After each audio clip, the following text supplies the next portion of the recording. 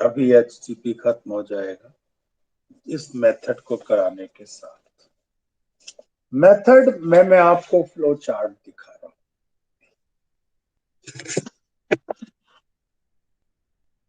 Method किस तरह से ये HGP किया,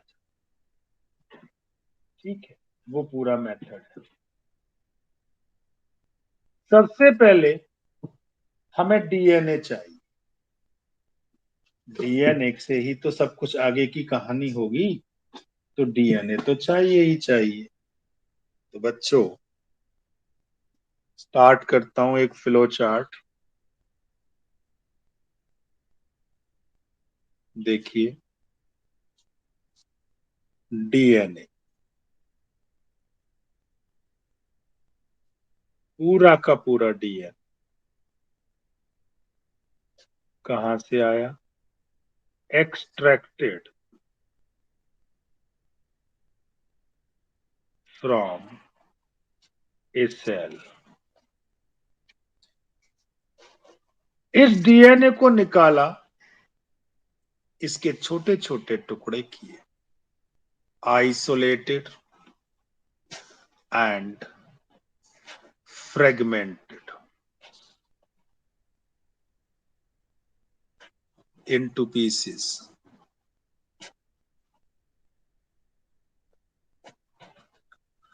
छोटे छोटे टुकड़ों को इनकी क्लोनिंग की। क्लोनिंग करने के लिए आपको मैंने बायोटेक्नोलॉजी में बताया था कि किसी होस्ट सेल के अंदर डालना पड़ेगा, जैसे E coli. Each fragment cloned, cloning की इन ए सुइटेबल होस्ट। होस्ट में कैसे डालते हैं, यूजिंग वेक्टर।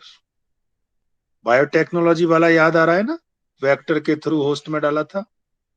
यस और नो कह सकते हो आप। उसके बाद आपने पीसीआर टेक्नोलॉजी पढ़ी थी,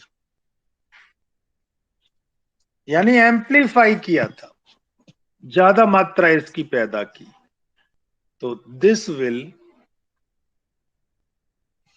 एम्पलीफाई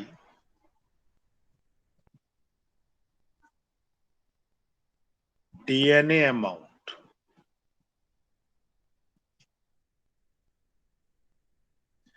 डीएनए की मात्रा बढ़ गई, जो कि आसानी रहेगी,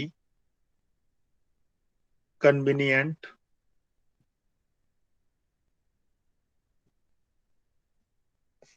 फॉर सीक्वेंसिंग, क्योंकि ज्यादा मात्रा में है तो आराम से कर पाएंगे। बात आती है कि जब हम क्लोनिंग कर रहे थे तो कौन सा वेक्टर यूज किया था। नाम मैं आपसे पूछूंगा, शॉर्ट फॉर्म लिखने के बाद आपको बताना होगा। Cloning is done with vector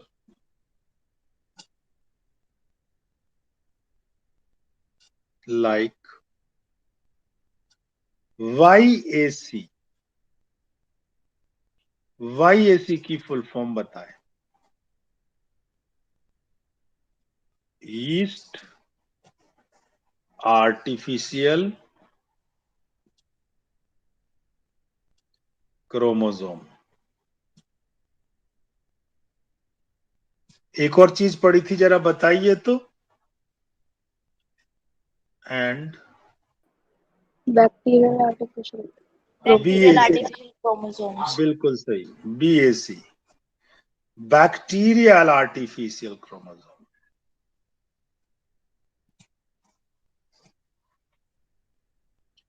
artificial chromosome,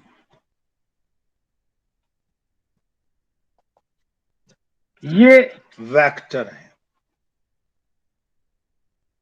क्यों, क्योंकि यहां पे जो होस्ट होंगे, होस्ट दो ही होंगे, या तो यीस्ट या फिर बैक्टीरिया। और ज्यादा किसके चांस है होस्ट रखने के, यीस्ट के या बैक्टीरिया के? जल्दी बोलो। yeast, bacteria. बैक्टीरिया यूजुअली, क्योंकि पिछला सारा बायोटेक हमने ई कोलाई से पढ़ा था, याद आ गया। अब हमारे पास इसके टुकड़े आ गए, उन टुकड़ों को हमने सीक्वेंस किया, फ्रेगमेंट,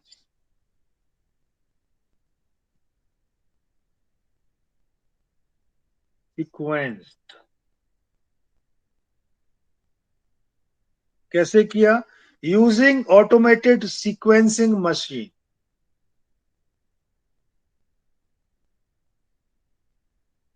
यूजिंग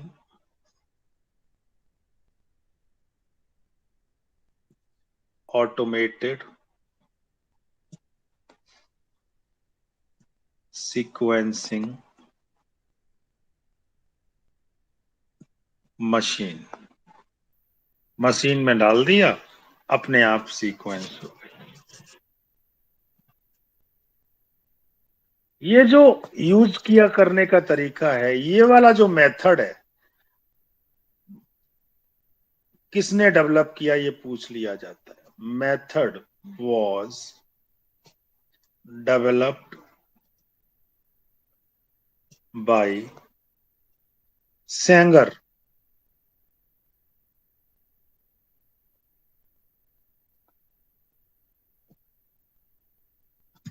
अब सीक्वेंस आ गई हमारे पास, सीक्वेंस आर अरेंज्ड, इनको अरेंज किया, are arranged based on some of overlapping region।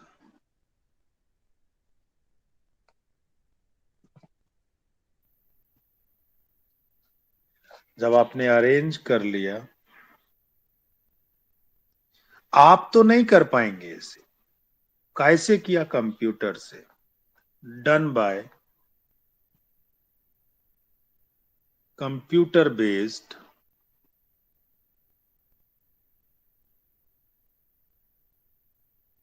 Programme.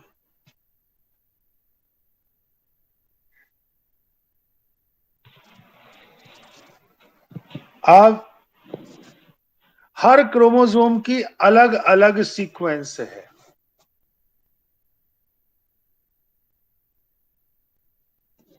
Sequence assigned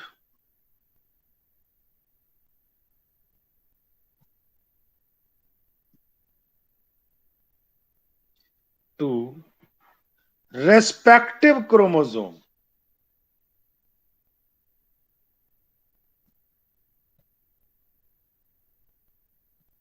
respective chromosome इसके आधार पे हो रही है, ऐसे असाइंड किया गया। आपने देखा था total DNA from a cell is isolated and converted into random fragment of relatively smaller size and cloned into suitable host using a specialized vector. The cloning resulted into amplification of each piece of DNA fragment. Amplify हो गया। The commonly used vector are BAC and YAC. BAC stand for bacterial artificial chromosome and YAC stand for yeast artificial chromosome. The fragments were sequenced using automated DNA sequencer. Sequencer means machine. And a specialized computer-based program were developed for the alignment of the sequence. The sequence were subsequently annotated and were assigned to each chromosome. Her chromosome की अलग sequence थी। हम जानते हैं total कितने chromosome होते जो किए गए?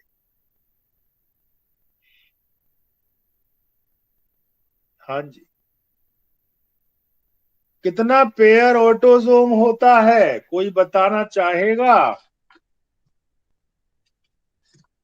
23. हाँ जी, टोटल क्रोमोसोम का नंबर हमारे अंदर 23 है, ठीक है। लेकिन इसने टोटल 24 क्रोमोसोम का सीक्वेंस किया, टोटल, ठीक है।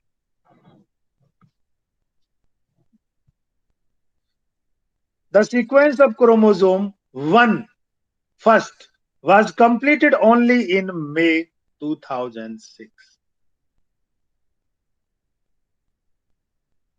मैं यहां ये नोट डाल के लिख रहा हूं, आपका ध्यान देने योग्य। The sequence of chromosome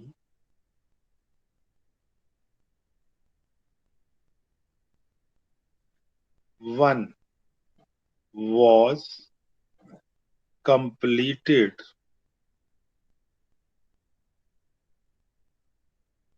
only in May 2006.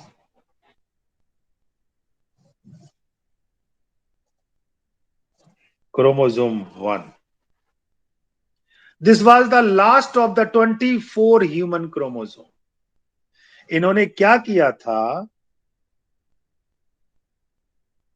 कि 22 ऑटोसोम और एक एक्स और एक वाई को सीक्वेंस कर रहे थे, तो उसके आधार पे उनका लास्ट था, ठीक है। तो हम ये वाली बात यहां नोट करेंगे। This was the last of the 24 human chromosome.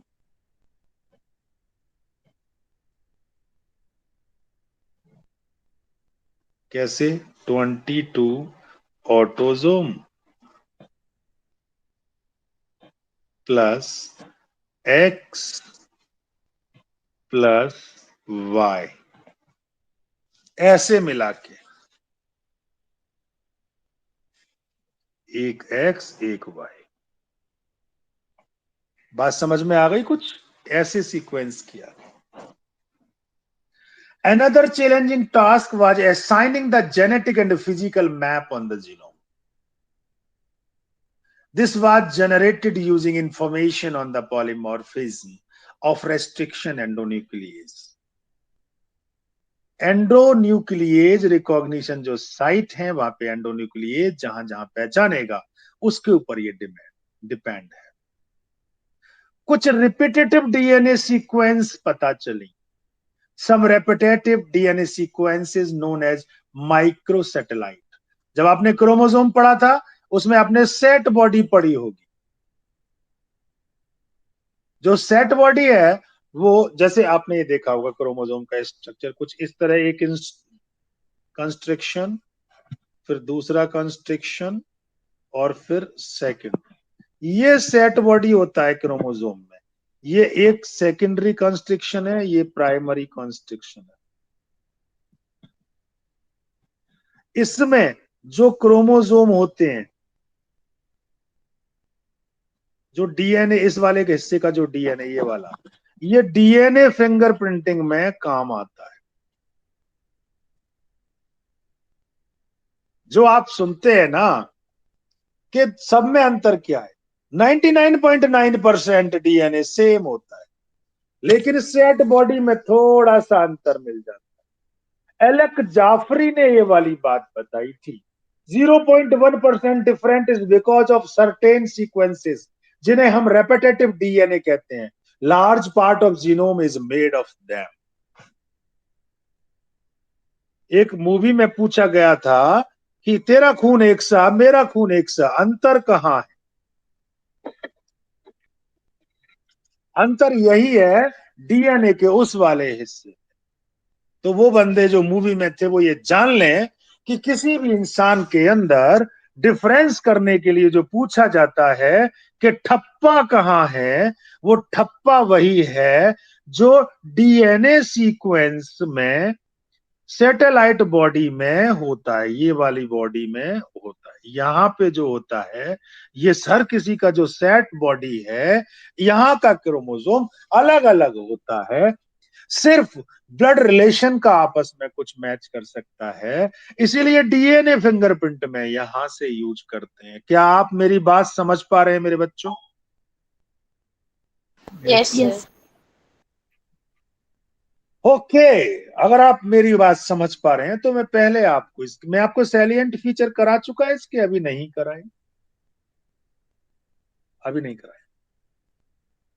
इसी के साथ ये खत्म हो जाएगा सैलिएंट फीचर ऑफ एचजीपी के साथ। लीजिए, सैलिएंट फीचर ऑफ एचजीपी आज का विशेष टॉपिक। इसे साइलेंट मत पढ़ लेना। Feature of HGP. बुक में से भी हमने इसमें बदलाव नहीं किया है। सैलिएंट फीचर में हम चेंज नहीं करते हैं जब लिखा करते हैं तो। मेरे बच्चों, सबसे पहले हमें कितने जीनोम हैं हमारे अंदर, कितने न्यूक्लियोटाइड बेसिस हैं, हमें वो जानना पड़ेगा। पहला पॉइंट वही है, the human genome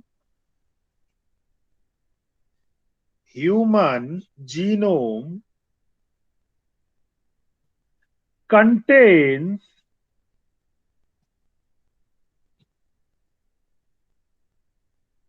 3164.7 million nucleotide basis.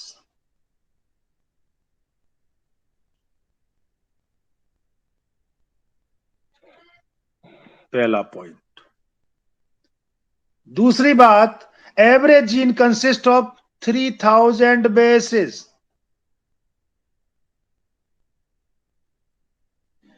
एक जीन के ऊपर 3000 बेसिस पाया करते हैं। एवरेज की बात कर रहा हूं। सबसे बड़ी जीन का नाम डिस्ट्रोफिन है, जिसमें 2.4 मिलियन बेसिस हैं। The largest known human gene, नाम डिस्ट्रोफिन, 2.4 मिलियन बेसिस, 24 लाख। जबकि एक जीन पर कितने होने चाहिए एवरेज? 3000। ये स्टार पॉइंट है। The average gene consist of 3000 bases with the largest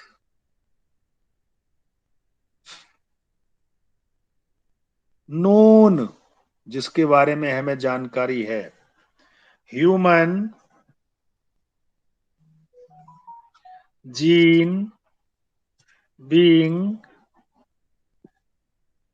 dystrophin, DYSTROPHIN,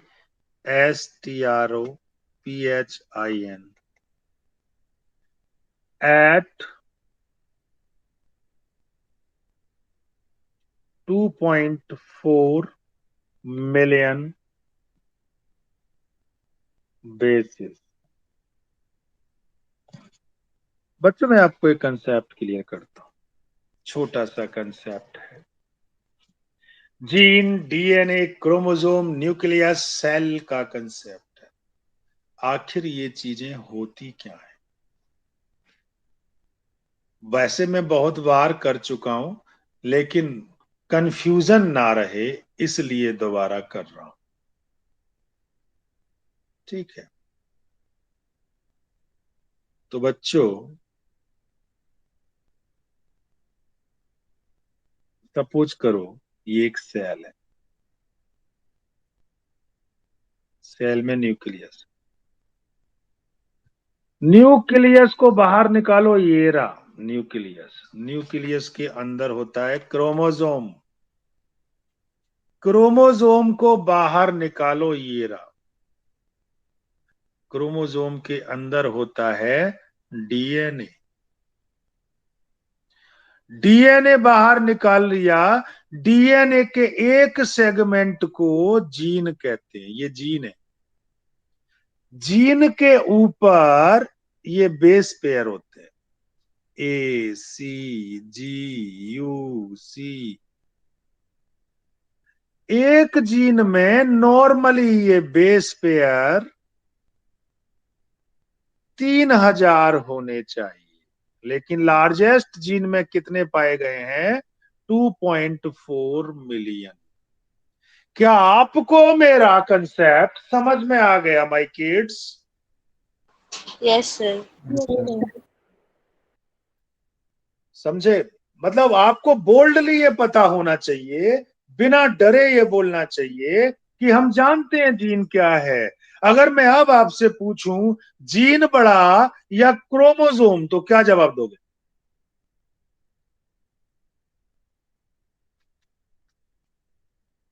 gene बड़ा होता है या क्रोमोसोम? बिल्कुल, Chromosome. क्योंकि आपको सामने नजर आ रहा है। अब मुझे एक बात बताइए, जीन को हम बच्चा माने या डीएनए को जीन का बच्चा माने? जीन को बच्चा। यस। आप अपने माँ बाप के टुकड़े हो। आपकी मम्मी आपसे कहती नहीं है तू तो मेरे कलेजे का टूक है। किसी से कहा है? नहीं कहा? Yes sir. कहा है सर। अरे वाह, आर्यन से तो भाई कहा ही होगा तू मेरे कलेजे का टुकड़ा है। अरे तू कलेजे का टुकड़ा तो नहीं है, वैसे है तो उनके एग के टुकड़े तुम लोग, लेकिन बेचारियों को पता नहीं है कि टुकड़े काहे के हो। ऐसे ही जीन भी डीएनए के कलेजे का टुकड़ा है। क्या मैं सही कह रहा हूं या गलत? सही कह रहे हो सर। जिस प्रकार से आपके मम्मी पापा, आपके दादा दादी, नाना नानी के कलेजे के टुकड़े हैं, उस प्रकार से डीएनए किसके कलेजे का टुकड़ा है? Chromosome. Chromosome. बिल्कुल सही जवाब। जिस प्रकार से आपके दादा दादी, आपके ग्रैंड सुपर ग्रैंड फादर के कलेजे के टुकड़े हैं, उस प्रकार से ये क्रोमोसोम किसके कलेजे का टुकड़ा है?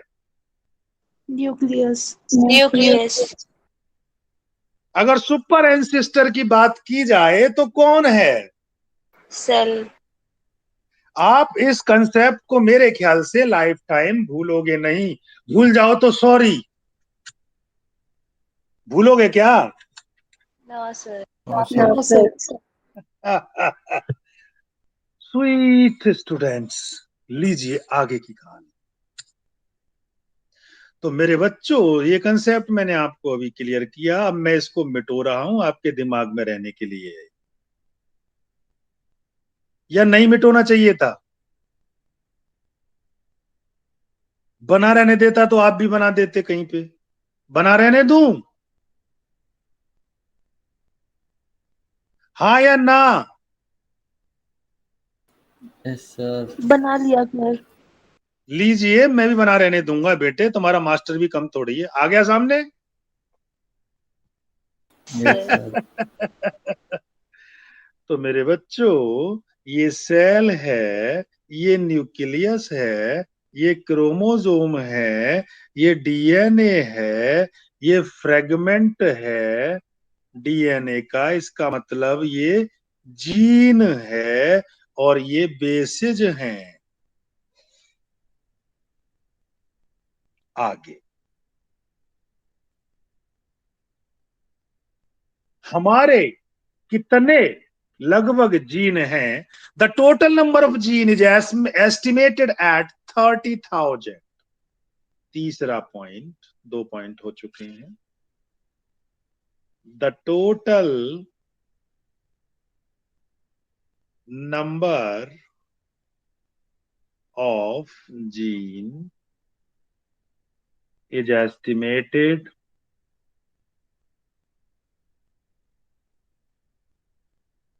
at 30,000। हर जीन का अलग अलग काम, किसी का भी सेम काम नहीं। अगली बात, 99.9%, चौथा point, 99.9%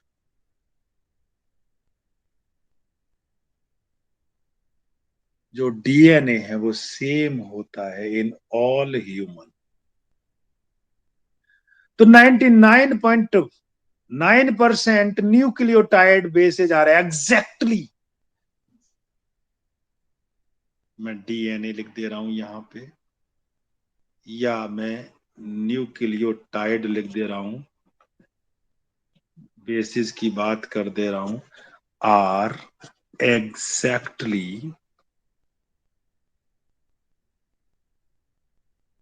same in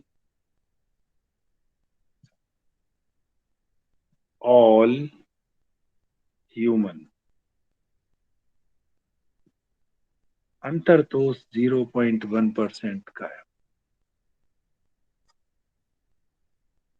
The functions are unknown for over 50% of discovered gene। Salient feature में सिर्फ हम खास खास बातें लिख रहे हैं। 30,000 जीन में से 15,000 जीन के बारे में हमें नॉलेज है, बाकी 15,000 जीन क्या करती हैं हमें नहीं पता। तो functions are unknown, functions are unknown. कितने परसेंट के लिए? For over 50% of discovered gene. जितनी खोजी गई हैं, इंसान की क्या औकात सारी खोज दे, और फिर भी हमें अननोन है अभी भी कि 50% क्या कर रहा है, बड़ा काम करता हो। जितनी जीन के बारे में जानकारी है उनमें से 2% से भी कम प्रोटीन बनाती हैं, बाकी 98% तो प्रोटीन बनाती ही नहीं। एक एक बात गौर से दिमाग में ले लेना। Translation less than 2% of genome करता है, ठीक है? तो ओनली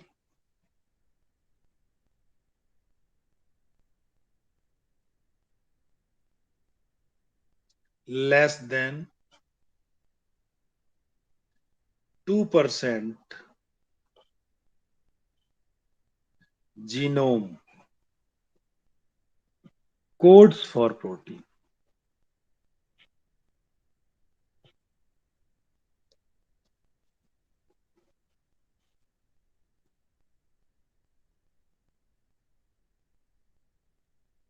अच्छा, किसी क्रोमोसोम पे ज्यादा जीन होते हैं, किसी क्रोमोसोम पे कम जीन होते हैं। अगर हम ह्यूमन की बात करें, 1 से लेकर 46 तक क्रोमोसोम है एक आदमी के अंदर। लास्ट में 46 है जो कि वाई कहलाएगा, बाकी सब रे X X X X X X X X कहलाएंगे। ये वाला ये वाला सेक्स क्रोमोसोम है 45वां और 46वां। एक से लेकर यहां तक सारे ऑटोजोम हैं। ये तो बात आप जानते हो ना। Yes sir. जो असली बात मैं आपको बताने जा रहा हूं, जो पहला क्रोमोसोम है, इसके पास 2, 9, 6, 8 जीन पाए जाते हैं। जो हमारा वाई है आदमियों का, इसके पास 231 जीन होते हैं। याद रहेगी ये वाली बात।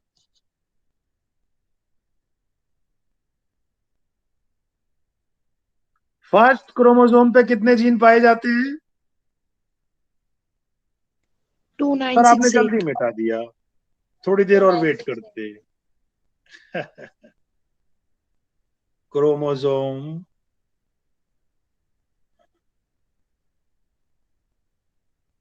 1 हैज मोस्ट जीन, सबसे ज्यादा,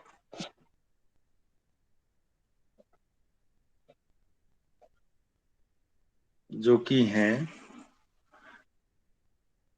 2, 9, 6, 8।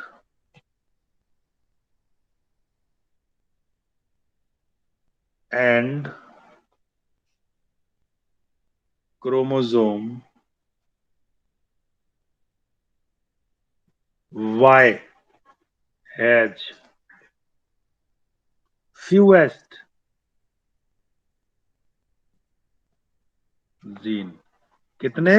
2। 231। 31 yes yes yes yes, very good, शाबाश मेरे बच्चों।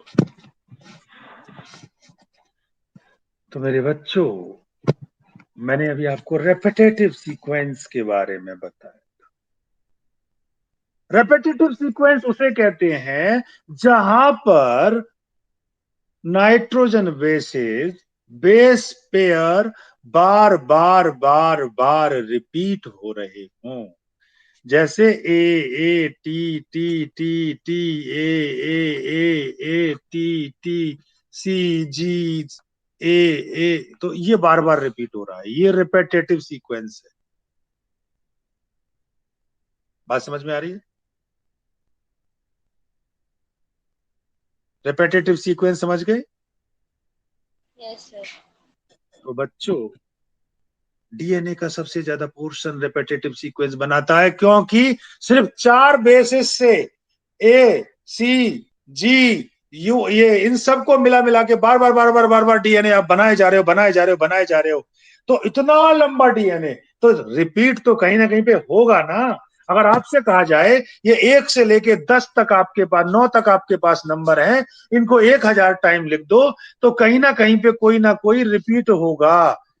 यस और no? Yes sir. Yes sir. बार बार रिपीट होने को रिपीटेटिव सीक्वेंस कहते हैं। लार्ज पोर्शन रिपीटेटिव होगा, तो मैं ये वाली बात यहां लिख रहा हूं।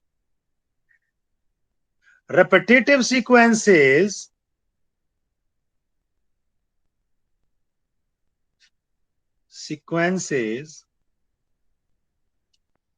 are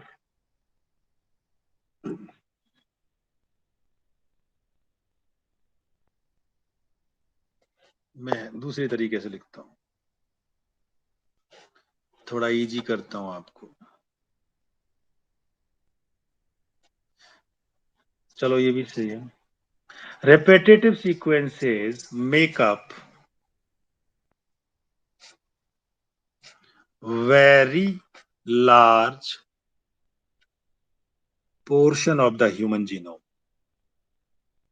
पॉइंट समझ में आ गया?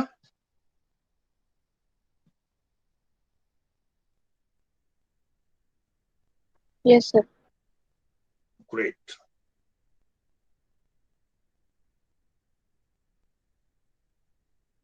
देखो, मैं इसी के बीच में इसको ऐड कर रहा हूं, इसकी जानकारी।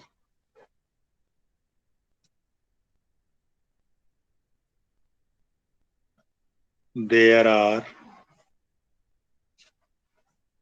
repetitive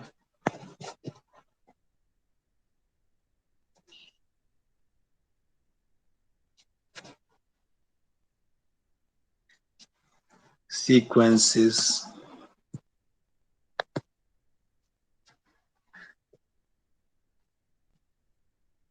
like A, C, G, G, C, A, C, G, G, C, A, C, G 55 times. किसी के क्रोमोसोम में ACG 55 बार आ रहा है कहीं पर, तो कहीं पर वो 100 बार आ रहा है टाइम्स, देन another 100 times, ये बात समझने की कोशिश करना, at another locus.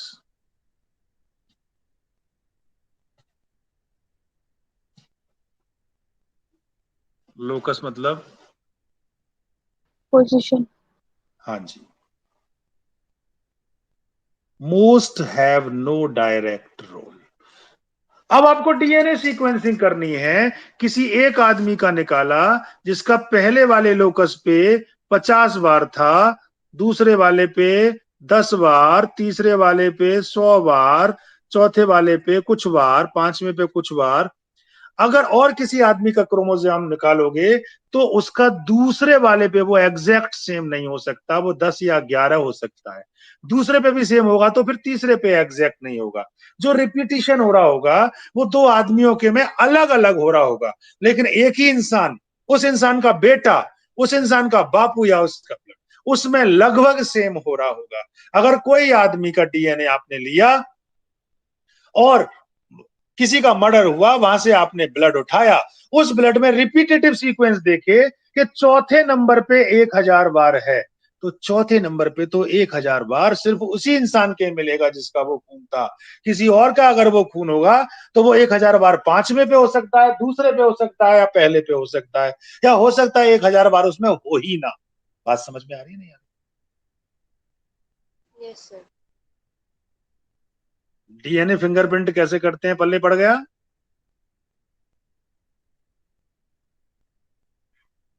पढ़ना चाहिए. अगला पॉइंट, अभी डीएनए फिंगरप्रिंट डिटेल में बताऊं. नमा पॉइंट,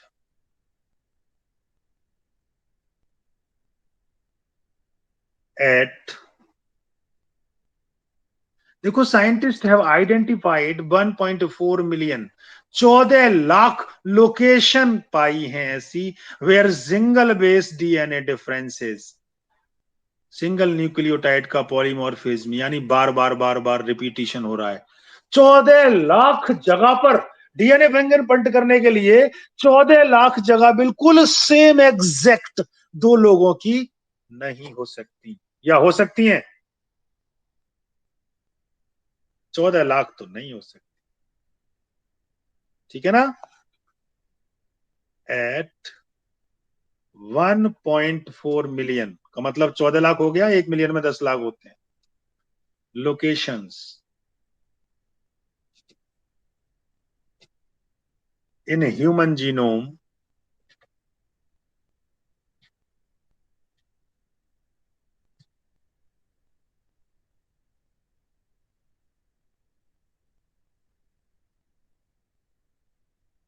चौदह lakh location,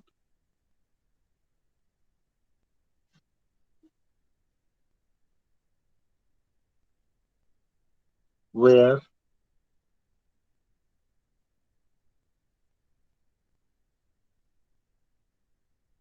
single base DNA differences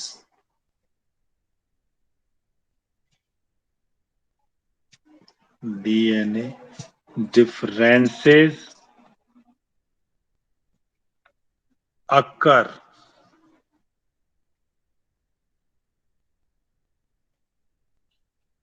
14 lakh जगह पे SNPs है, दैट इज SNPs, जिसको सिनिप भी कहते हैं, सिनिप्स. SNPs अच्छा शब्द है, इसकी फुल फॉर्म लिख रहा हूं, single nucleotide polymorphism.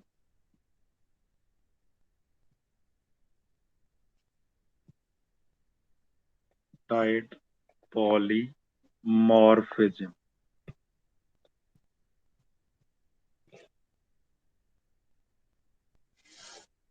They help in finding chromosomal location for disease associated sequences and tracing human history. पता लगाने के लिए मैं यहाँ पे ये वाली बात ब्रैकेट में और लिख दे रहा हूं कि किस काम आता है. They help in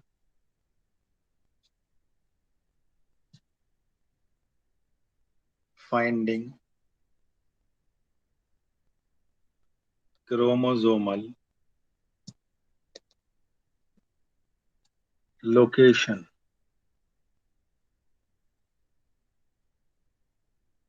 for disease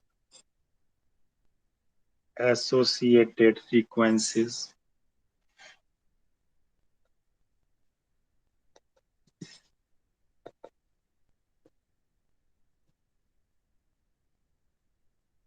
and tracing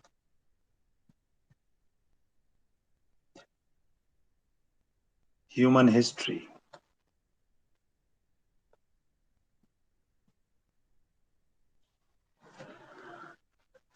This is all about Human Genome Project.